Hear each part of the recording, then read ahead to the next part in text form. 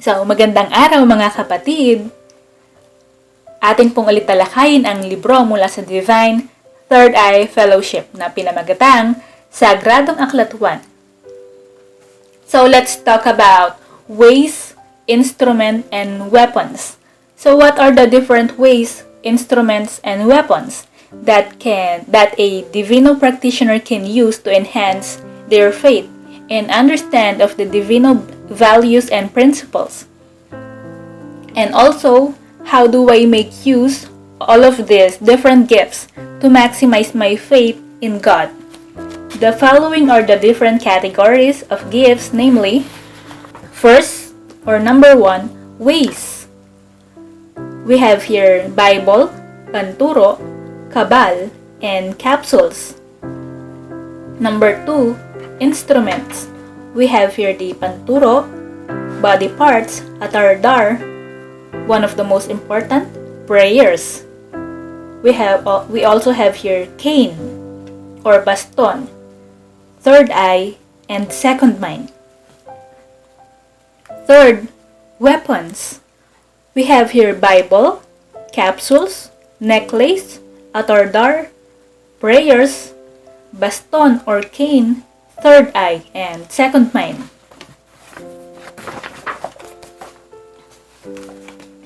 In Ezekiel 3, verse 1 to 2, God said, "Mortal man, eat this scroll." So I opened my mouth, and he gave me the scroll to eat. He said, "Mortal man, eat this scroll that I give you. Fill your stomach with it." I ate it, and it tasted as sweet as honey. Sa Tagalog, ano ang iba't ibang paraan, kagamitan, at sandata ang magagamit ng isang nagdidivino upang mapalakas at maintindihan ang mga prinsipyo at katangian? Papaano ko magagamit ang iba't ibang klaseng regalo para mapalakas ang pananampalataya ko sa Diyos? Ang mga sumusunod, ang mga kategorya ng mga regalo. Una, paraan. Dito sa paraan, meron tayong Biblia, Panturo, KABAL, at kapsula. Pangalawa, or number 2, kagamitan o instruments.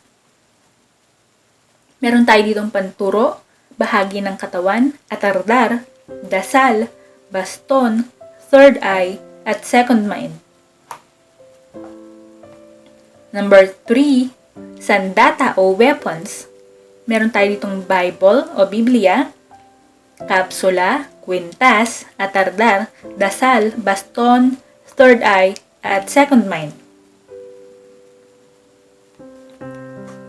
Sinabi pa sa akin, kanin mo ang aklat na ito, ngumanga ako, upang kanin ang aklat. Sinabi niya sa akin, kanin mo ito at magpakabusog ka. Kinain ko nga ang aklat at ang lasa ko'y parang pulot o kyutan.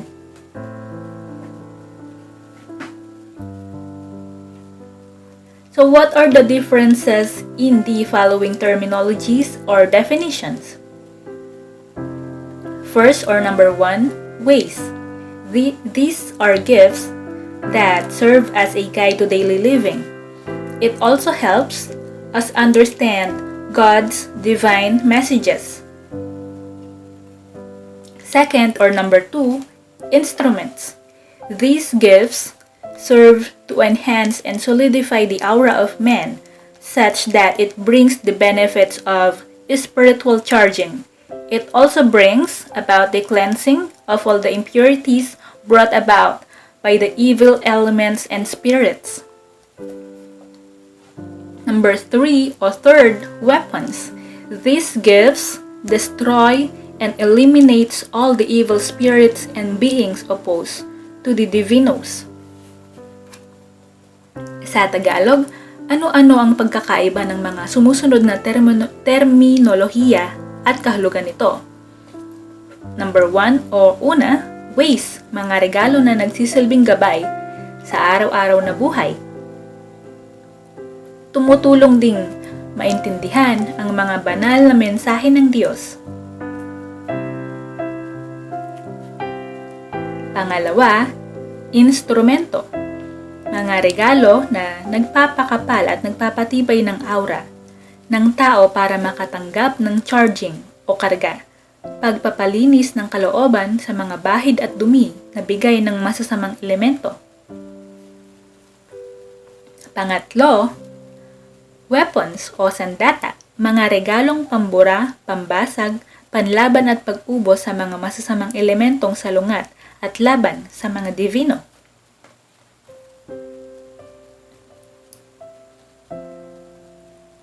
So what are the different or numerous applications of the Panturo? There are numerous applications just as there are numerous needs of men. The 10 important applications are the following. Number 1, the gift serves to answer the different questions that men may ask. Number 2, the gift cleanses the body and mind of all the impurities as well as the damages brought about by evil components. Number 3, the gift is used to bring about healing to different sicknesses generated by the diabolics. Number 4, the gift is used to eliminate completely all the evil spirits and beings that seeks to inflict harm and sickness to men. Number 5, the gift can be used to tie all these evil spirits to designated areas. Number 6, the gift can be used to create a spiritual shield against all the dangers, accidents, and harm when traveling. Number 7, the gift can be used to create a spiritual dome in and around your home and offices and other personal properties. Number 8, the gift can be used to send healing and a shield to your relatives and friends regardless of the place or location. Number 9, the gift can be used to gather all the different evil spirits from whatever location and put them in one spot. Number 10, the gift can be used to bring about productivity for all the plants and animals, livestock in a selected area of land. Sa Tagalog, ano ang iba't ibang gamit ng Panturo? Number 1, regalo na sumasagot sa mga katanungan ng tao. Number 2, regalo na lumilinis sa katawan, puso at isip at ng dumi at pinsalang dulot ng kasamaan. Number 3, regalo na nagbibigay lunas sa iba't ibang sakit at karamdaman likha ng mga diaboliko. Number 4, regalo na ginagamit na pambura at pangalis ng masasamang elemento, espiritu na lumilikha ng panganib at sakit sa tao. Number 5, regalo na pantali ng mga masasamang espiritu o elemento sa iba't ibang dako. Number 6, regalo na nagbibigay ng kalasag at proteksyon laban sa sakuna at kapahamakan habang naglalakbay. Number 7, regalo na nagbibigay ng payong na proteksyon sa inyong bahay, opisina at iba pang ari-arian natin. Number 8, regalo na magpapadala ng lunas at proteksyon sa inyong mga kamag-anakan, kaibigan, saan man sila naroroon. Number 9, regalo na ginagamit na paglikom ng masasamang espiritu o elemento saan man lugar at tipunin sila sa iisang lugar para burahin. Number 10, regalo na ginagamit pampataba ng lupa at lugar na binubuhayan ng mga halaman at hayop.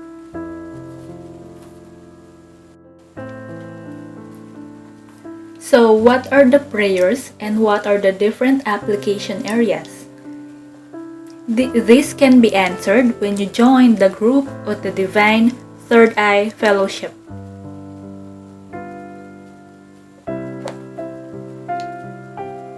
How often should I pray? Prayers is a two-way process or channel between man and God. Man prays to God and asks Him for blessings, assistance, guidance, for protection, communication, and especially for pardon, reconciliation, and ultimately man's salvation. God speaks to man in prayer and gives man the blessings, divine messages, as well as pardons and a chance for a man to be with him in heaven. For those who are starting with the Divino prayers, one should pray a minimum of 2 times a day, specifically upon waking up in the morning and before retiring at night. The more man communicates with God, the better it is, so that man is properly guided and blessed accordingly. Sa Tagalog, gaano ako dapat kadalas magdasal? Ang pagdarasal ay isang palitang ugnayan ng Diyos at tao. Humihingi ang tao ng gabay, proteksyon, kaligtasan, kapatawaran at pagmamahal. Ang Diyos ay nagsasalita sa pamamagitan ng dasal, nagbibigay ng biyaya at mensahe. Sa mga nagsisimula pa lamang, ninanais na magdasal ng 2 beses sa pagkagising at bago matulog. Mas madalas magdasal, mas mabuti ang ugnayan sa may kapal.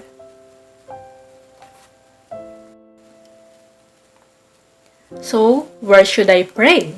One should establish his or her own altar in one's home or office where one could pray privately.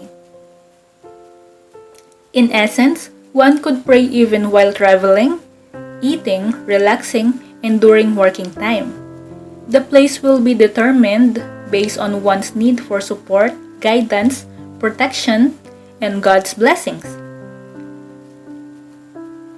Saan ba dapat magdasal?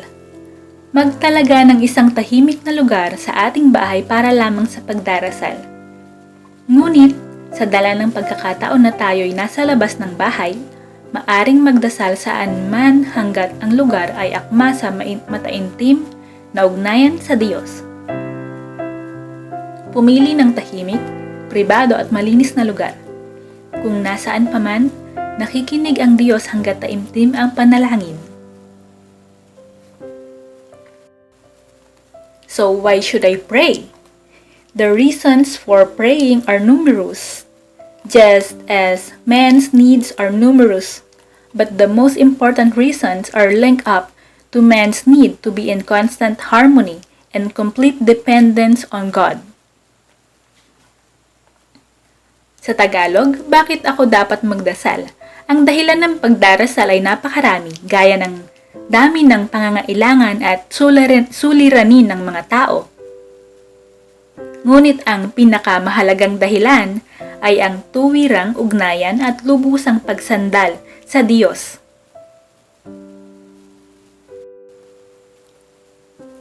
So, to whom should I pray? One should only pray to the Divine Holy Trinity, but one could ask the intercession of the other divinos like Mama Mary and all the angelic forces and saints. Kanino ako dapat magdasal?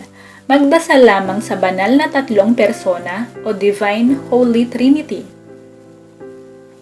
Ngunit, maaaring humingi ng pamamagitan ng ibang mga divinos tulad ni Mama Mary at ng mga anghel at santo. So what are the different languages of the prayers? The Divino prayers have been written in Aramaic, Hebrew, and Latin. Sa Tagalog, ano ang mga kawikaan, ng mga dasal. Ang mga dasal divino ay isinulat sa Aramaic, Hebreo at Latin.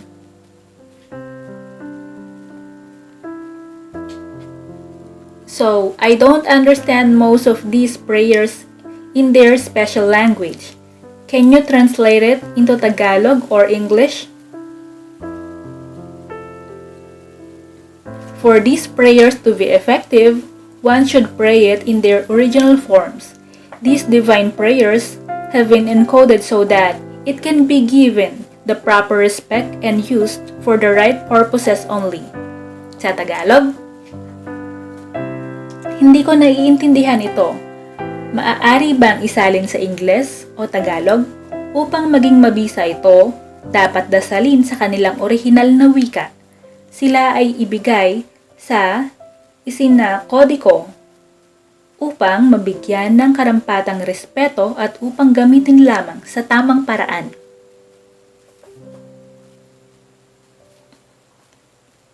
So, to whom can I share my prayers and gifts? Oh, one can only share these prayers and gifts with people acceptable to the Divinos. It cannot be shared even with your relatives, friends, or family members without the approval of the Divinos. The reason is that these prayers and gifts should be regarded with the highest respect and lasting commitment to Divino Values and Principles. Sa Tagalog, kanino maaaring ipamahagi ang mga dasal na ito at regalo? Kanino man inayunan ng mga divino lamang, maaaring ipamahagi ito.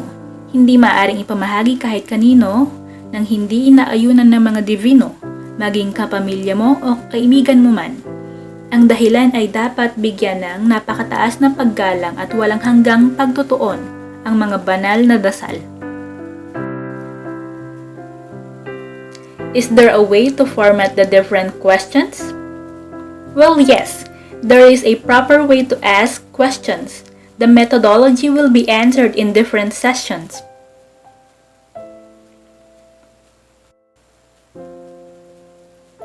What are the different types or categories of questions can be answered from the Panturo?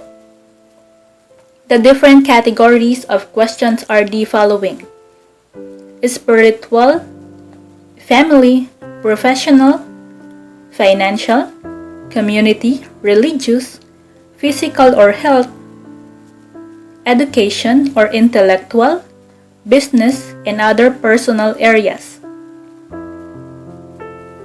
Ano ang iba't ibang kategorya na maaaring sagutin ng Panturo? Spiritual, pisikal o kalusugan, pamilya, karunungan o pag-aaral, profesyon o kabuhayan, negosyo, pinansyal, personal, komunidad o pamayanan, o relihiyon at iba pa.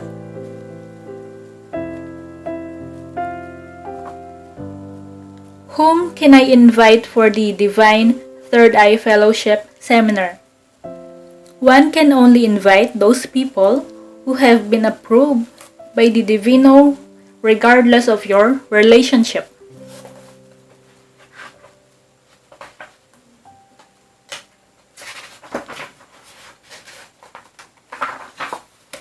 Sa Tagalog, sino ang maaaring anyayahan para sa Divine Third Eye Fellowship Seminar? Maaari lamang anyayahan, ano pa man ang inyong relasyon, ang mga taong inayunan ng mga divino. So sa makatuwid, yun lamang mga approved by the divino members.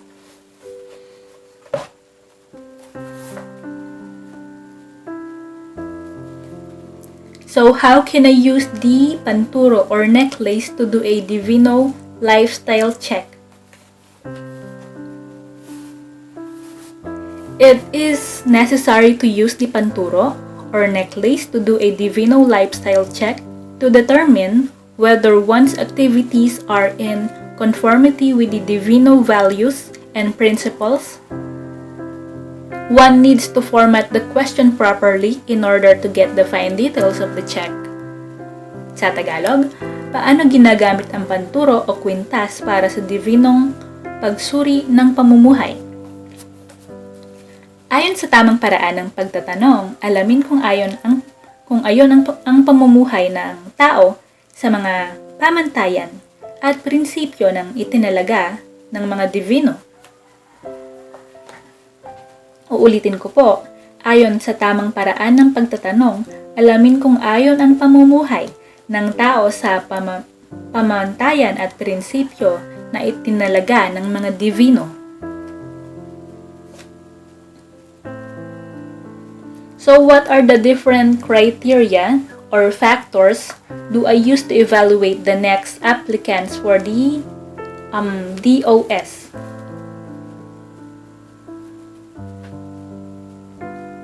The different criteria which would be most relevant are the following. First, openness of the individual to accept new insights on how he can enrich or expand his relationship with God.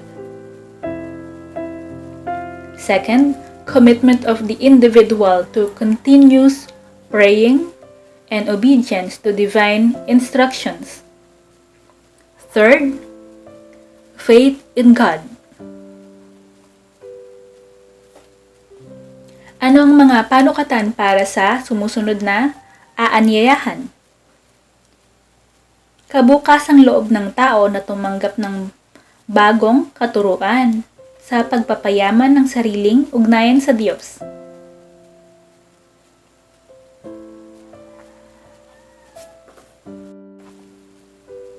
So what is KABAL, necklace, and capsules?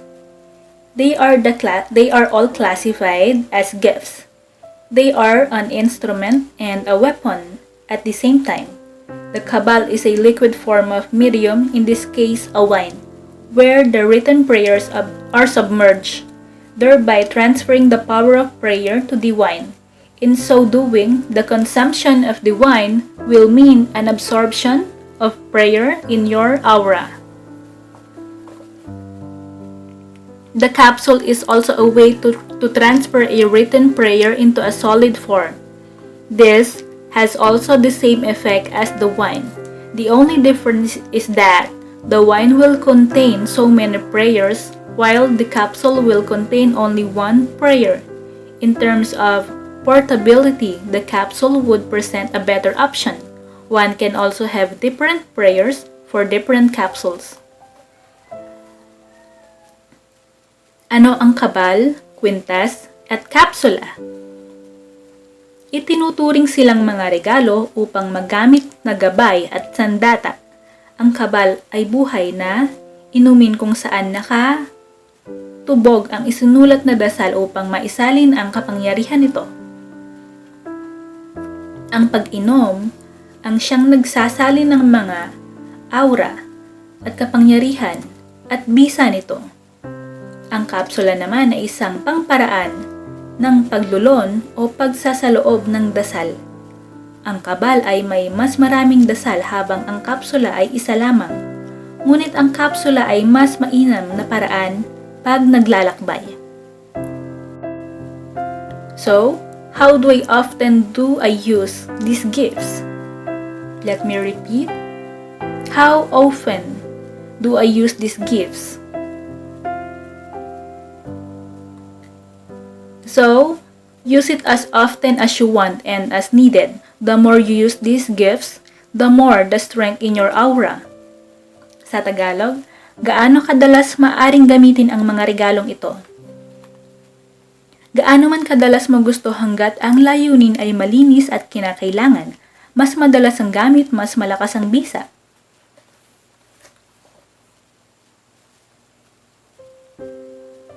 In Hebrew 2 verse 2, the message given to our ancestors by the angels was shown to be true, and those who did not follow it or obey it received the punishment they deserve. Verse 4, at the same time God added His witness to theirs by performing all kinds of miracles and wonders and by distributing the gifts of the Holy Spirit according to His will. Sa Tagalog, ang salitang ipinahayag ng mga anghel ay napatunayang totoo at ang bawat sumuway o lumubag dito ay tumanggap ng kaukulang parusa. Pinatunayan din ito ng Diyos sa pamamagitan ng mga tanda at iba't ibang himala at sa pamamagitan ng kaloob ng Espiritu Santo na ipinamamahagi niya ayon sa kanyang kalooban. So, what is third eye? Ano ang third eye o ikatlong mata?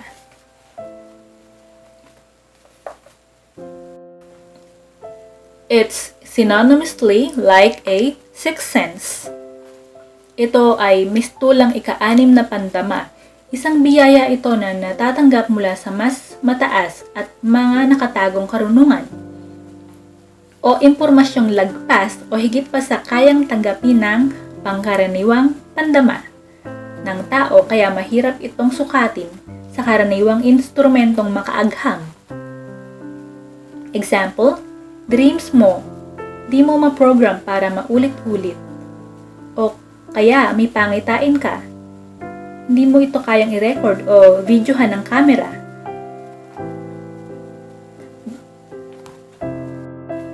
O kaya may nakita kang lumulutang na kaluluwa. Tumawag ka ng taong di pa nakakakita tapos hintayin nyo tapos sabihin mo mag-pose for a picture. Mahirap yun, di ba? So, it's a gift to receive a higher hidden knowledge or information beyond the ordinary physical senses of a man, but not susceptible to scientific laboratory. Proof therefore cannot be detected or measured by present scientific instrument. Ito ay pakikipag-ugnay o pakikipag-usap sa napakataas at di nakikita at walang hanggang kapangyarihan o puwersa lagpas sa pangunawa ng pangtaong kaisipan. Ito ang pinakamataas na pagsanib ng komunikasyon sa hindi nakikitang mapaglikhang puwersa. Ito ang mas mataas mong sarili. Maraming uri o forma ng third eye, pwedeng sa panghuhula, pwedeng sa panaginip o pangitain. Ito ay komunikasyon sa mundo ng mga di nakikita. It is like tapping or communicating directly to the hidden unseen source of power or forces beyond the understanding of the human mind. It's an ultimate union of communications with the unseen creative force. It's your higher self. The third eye is a psychic energy center located between the eyebrows. It is this center that makes it possible for you to read energies that exist beyond. It is the third eye that makes communication with the spirit world a reality. So, let's talk about the uses of the third eye. What are the different uses of the third eye? Ano ang iba't ibang gamit ng third eye? Example, you can see a glimpse of the future with amazing accuracy. Makakakita ng sulyap tungo sa kinabukasan ng may kakaibang linaw o makikita mo kung ano ang posibleng mangyari bukas. Kaya kung nakita mong bukas, example lang ha, ang bus na sasakyan mo with number MTB 354 ay maaaksidente. Huwag ka nang tumuloy o sumakay sa bus na yon.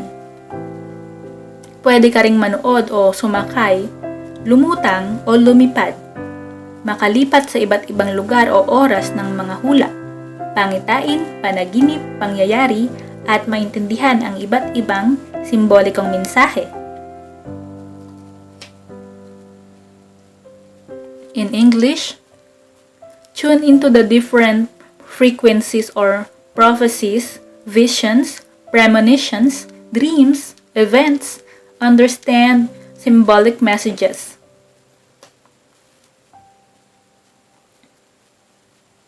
Mahuhulaan mo ang mga kahindik-hindik o kagilag-kilalas na mga posibleng mangyari bago pa ito magkaroon ng kaganapan o katuparan. Makakaya mo ng hulaan kung sino ang susunod na presidente o ang pagbagsak ng isang pangulo. In English, predict important historical events and you can even foretell the downfall of a leaders.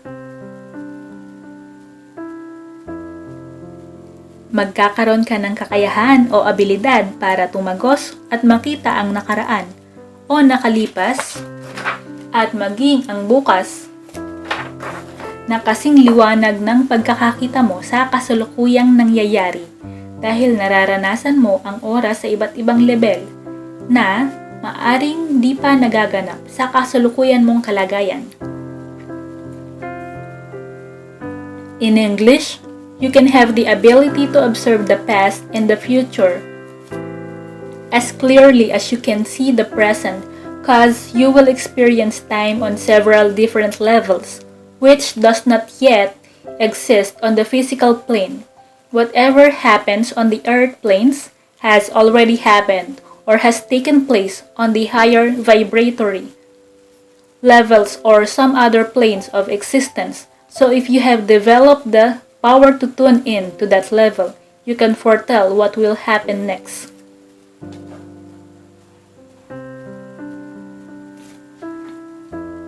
Anumang nangyayari sa kasalukuyan o sa mundo ay sinasabing nangyari na sa mas mataas na level o lugar na may realidad sa iba't ibang dimensyon. Kaya pag natuto kang makinig o manood sa lugar na yun, malalaman mo kung ano ang susunod na mangyayari.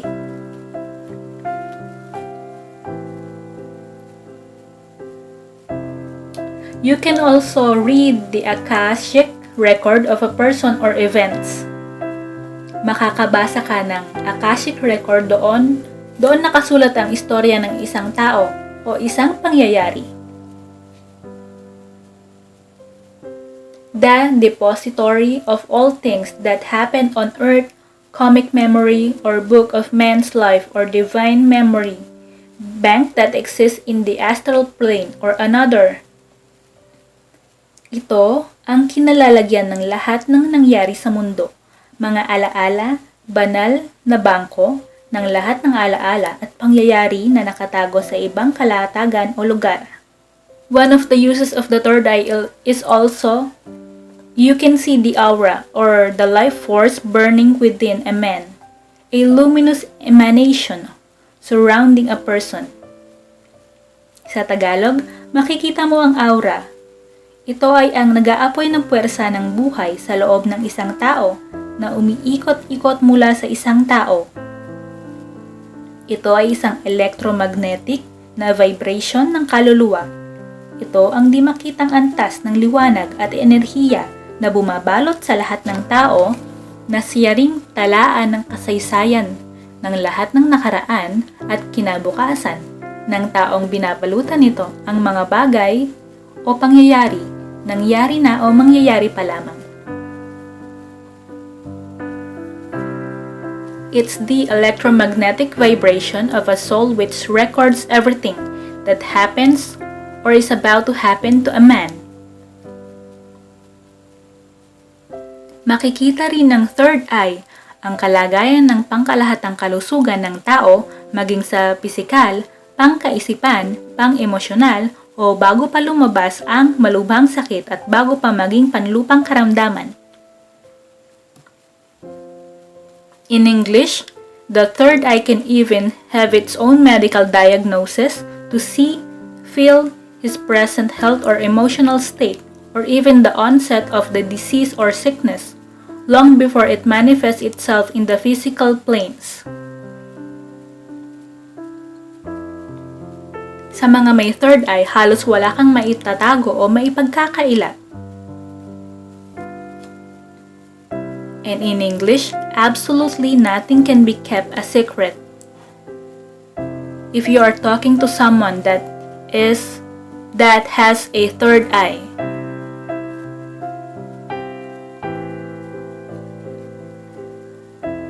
Ang isang taong bukas ang third eye ay kayang makita ang aura mo o ang tinatawag na astral body o yung lumulutang mong pagkatao sa pamamagitan ng malakas na konsentrasyon o meditasyon, kaya makikita niya ang sakit ng isang tao na bumabalot sa kanya o bago pa man magkaroon siya ng sakit kahit walang mga instrumentong tulad ng pang-blood pressure o pang-lagnat. Makikita kasi ito sa enerhiyang umiikot sa katawan ng isang tao o kanyang etheric body.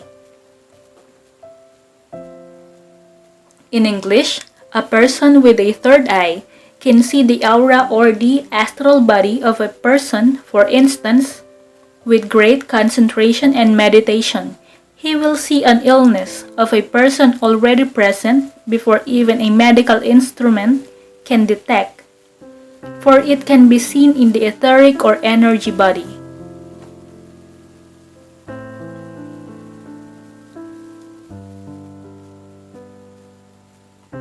Makakaya mo ring buksan ang mga sikreto at mga lihim na buhay, makita kung ano ang nakatago sa likod ng nakaraan o kinabukasan. In English, you can unravel the mysteries of life. See what the lies behind and beyond.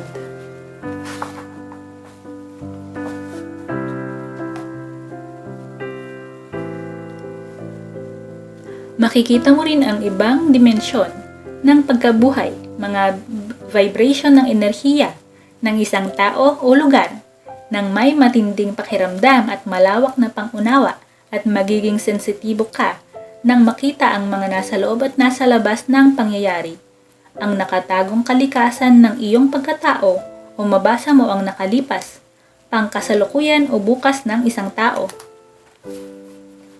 In English, see other dimensions of existence, vibrations of energies of a person or place with greater awareness, understanding, and become highly sensitive to see the external and internal scenes, the hidden nature of your own life and other person's past, present, and future.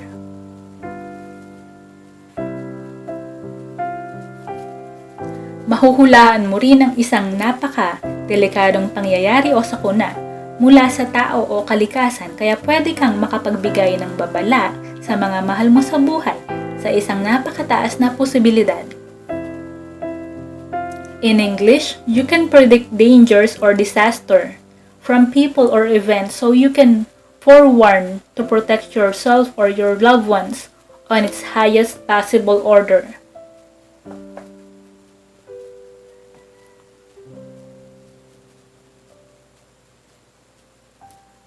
Makita mo rin o maririnig mula sa ibang kalawakan ang iba't ibang karunungan at kaintindihan mula sa malayong pinagmulan, lahat ng posibleng senaryo, mga nawawalang tao, gamit, hayop, makatutulong ka ring masolve ang mga krimen, kung sino ang totoong pumatay, basahin ang nakalipas, kasalukuyan, at nakaraan.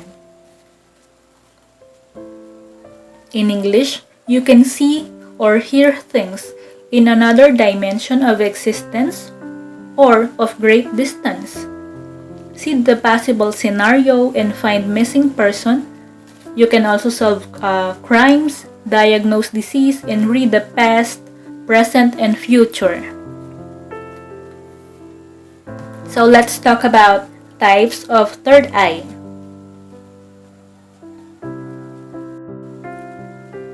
First, clairvoyance, the power of spiritual sight.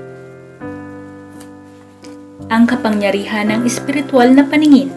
Ang ibig sabihin ay ang abilidad na makita ang mga bagay ng may liwanag na hindi nakikita ng maraming tao.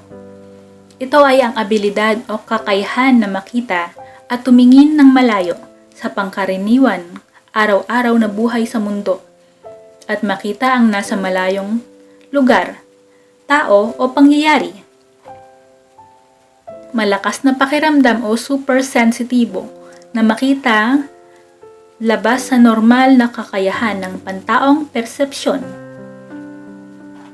Sa kabilangan ng layo ng distansya at panahon, isang kakayahang lampas sa pangkaraniwang karamdaman o pangramdam. In English, it means the ability to see things clearly. The most people can't. It is the ability to look beyond the everyday world and see far away from people or events. It can be defined as acute intuitive insight or perceptiveness and being able to see things outside the normal range of human perception. Example, before the arrest of our Lord Jesus Christ, when He said, "You are my friends, there is no greater love than for a man to lay down his life for his friends. I cannot be with you much longer, my friend. You cannot go where I am going." John 16 verse 16. In just a little while, I will be gone and you will see me no more. Kaunting panahon na lamang at hindi na ninyo ako makikita. Sinasabi ko sa inyo, tatangis kayo at magdadalamhati, ngunit maggagalak ang sanlibutan. Magtitigib kayo ng kalungkutan, subalit ito'y magiging kagalakan.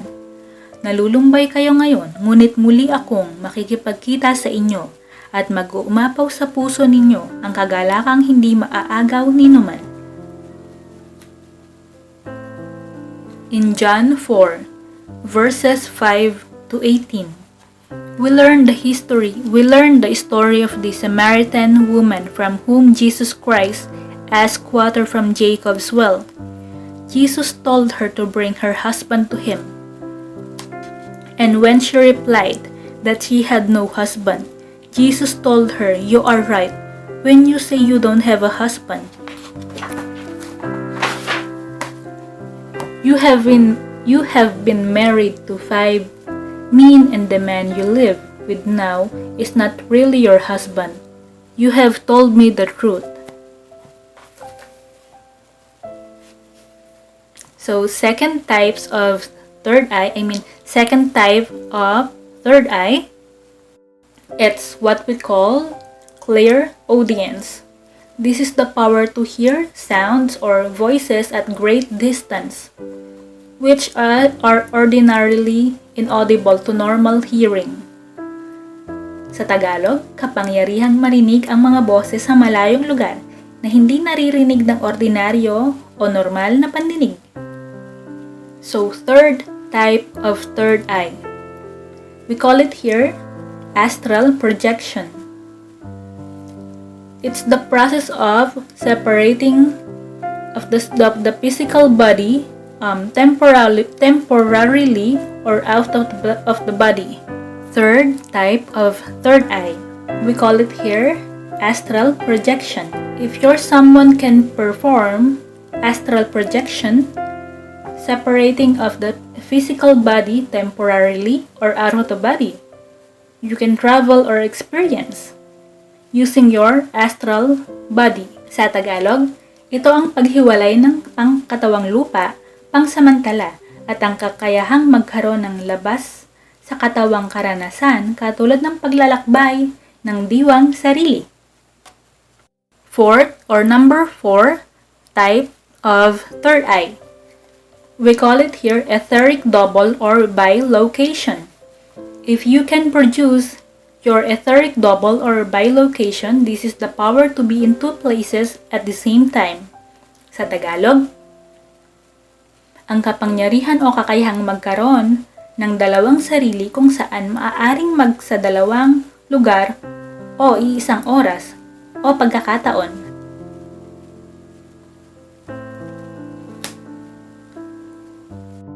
Number 5 type of third eye.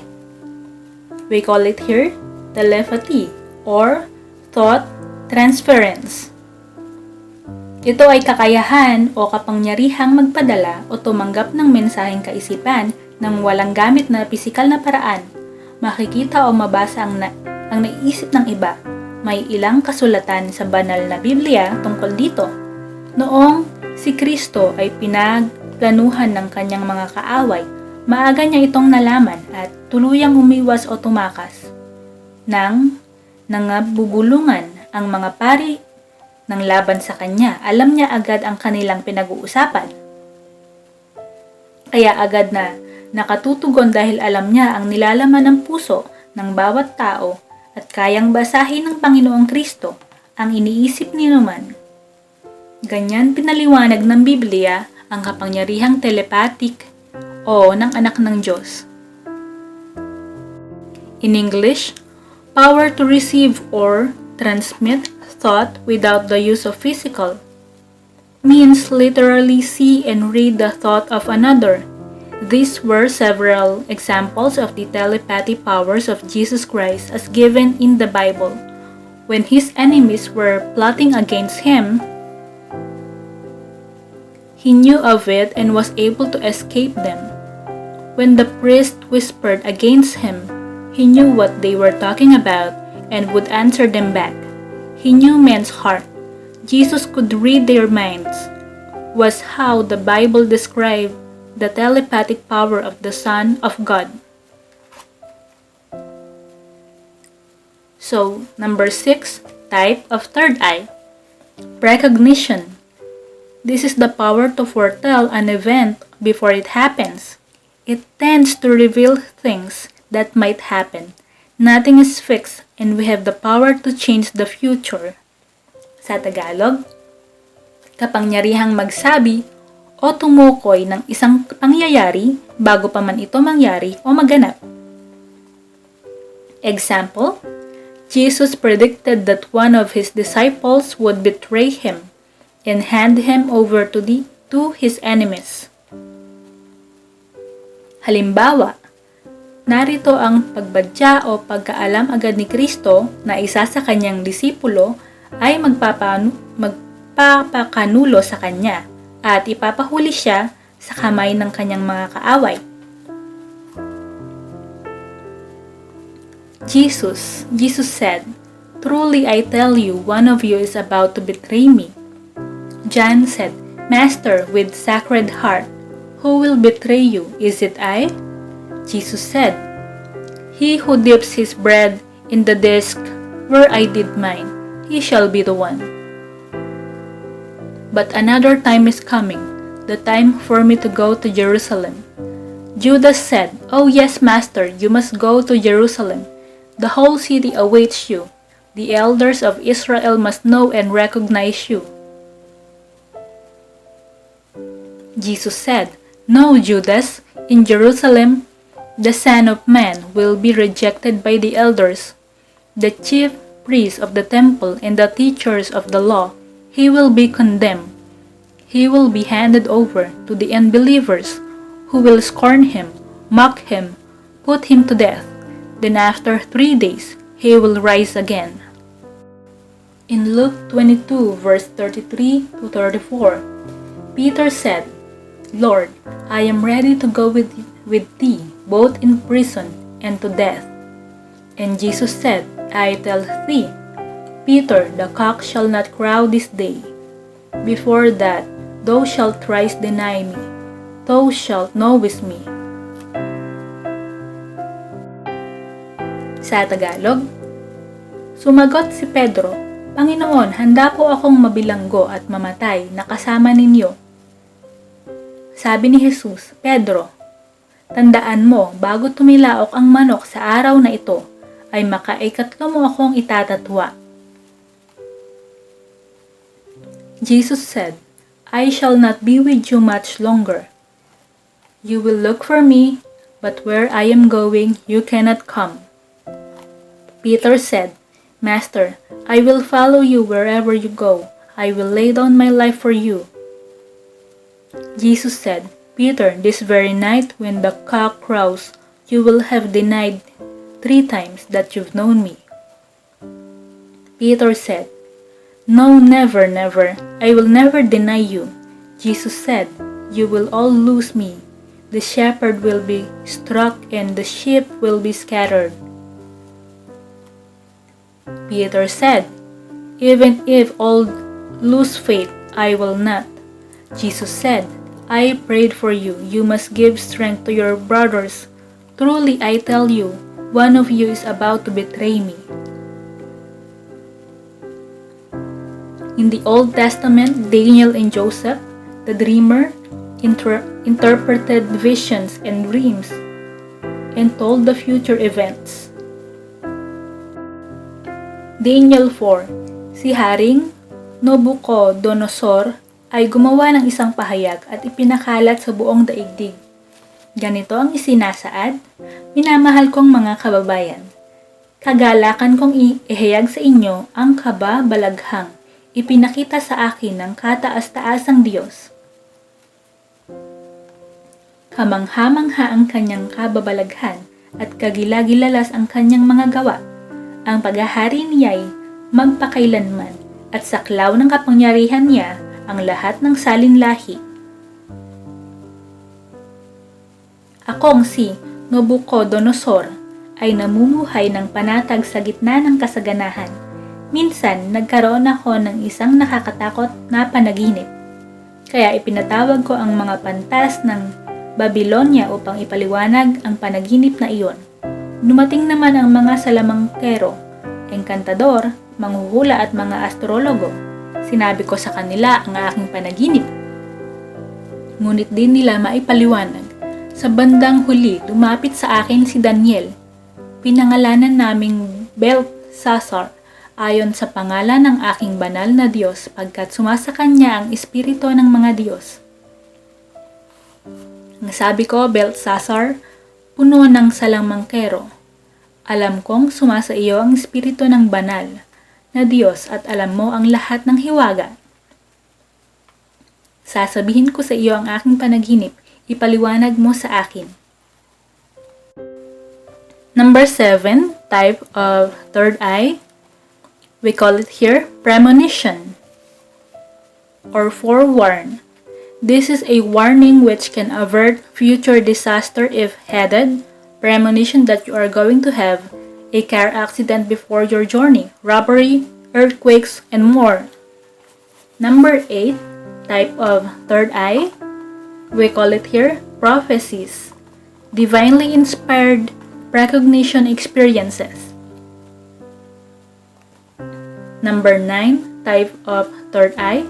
We call it here prediction. It means announcement of future events. Number 10, type of third eye, psychokinesis or telekinesis. It means to influence. Number 11, type of third eye, psychochemistry. It's the sense of origin, person, state of mind. Number 12, type of third eye, we call it here radiesthesia. It's the power to find hidden object or precious metal or diagnose disease.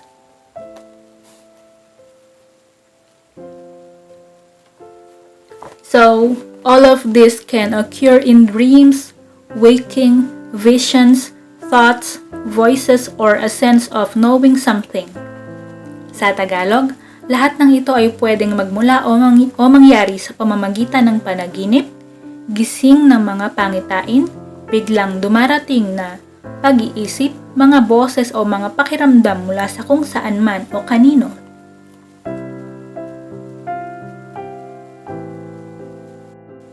In Daniel 4 verse 3, how great are His signs and how mighty are His wonders. Sa Tagalog, kamangha-mangha ang kanyang kababalaghan at kagilag-gilalas ang kanyang mga gawa. Ang paghahari niya'y magpakailanman at saklaw ng kapangyarihan niya ang lahat ng salinlahi. In Daniel 4 verse 6, therefore made I a decree to bring in all the wise men of Babylon before me, that they might make known unto me the interpretation of any dream. Sa Tagalog, kaya ipinatawag ko ang mga pantas ng Babylonia upang ipaliwanag ang nakakatakot kong panaginip. In Daniel 4, verse 9, tell me the visions of my dream that I have seen and the interpretation thereof. Sa Tagalog, sasabihin ko sa inyo ang aking panaginip ipaliwanag nyo sa akin. In Corinthians 12, verse 4, Now there are diversities of gifts, but the same Spirit. Sa Tagalog, ngayon may iba't ibang mga kaloob, datapwat iisang Panginoon. Verse 7, But the manifestation of the Spirit is given to every man to profit with all. Ang bawat isa'y binigyan ng kaloob na naghahayag na sumasa kanya ang Espiritu para sa ikabubuti ng lahat. Verse 8, For to one is given by the Spirit the word of wisdom, to another the word of knowledge by the same Spirit. Sa isa'y ipinagkaloob sa pamamagitan ng Espiritu ang kakayahang magpahayag ng mga aral ng Diyos. Verse 9, To another faith by the same Spirit, to another the gifts of healing by the same Spirit. Sa Tagalog, ang iisang Espiritu ring iyon ang nagkakaloob ng iba ng malaking pananalig sa Diyos, at sa iba'y ang kapangyarihan magpagaling sa mga may sakit. Verse 10, To another, the working of miracles, to another prophecy, to another discerning of spirits, to another diverse kinds of tongues, to another the interpretation of tongues.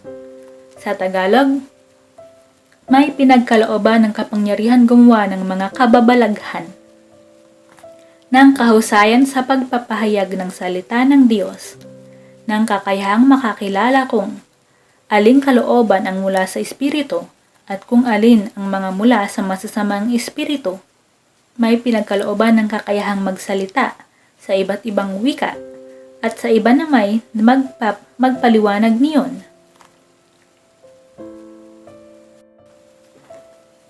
So, tapusin po muna natin ang ating discussion ng Sagradong Aklat 1 mula sa Divine Third Eye Fellowship. Muli, magandang araw po sa aking mga kapatid. Salamat po.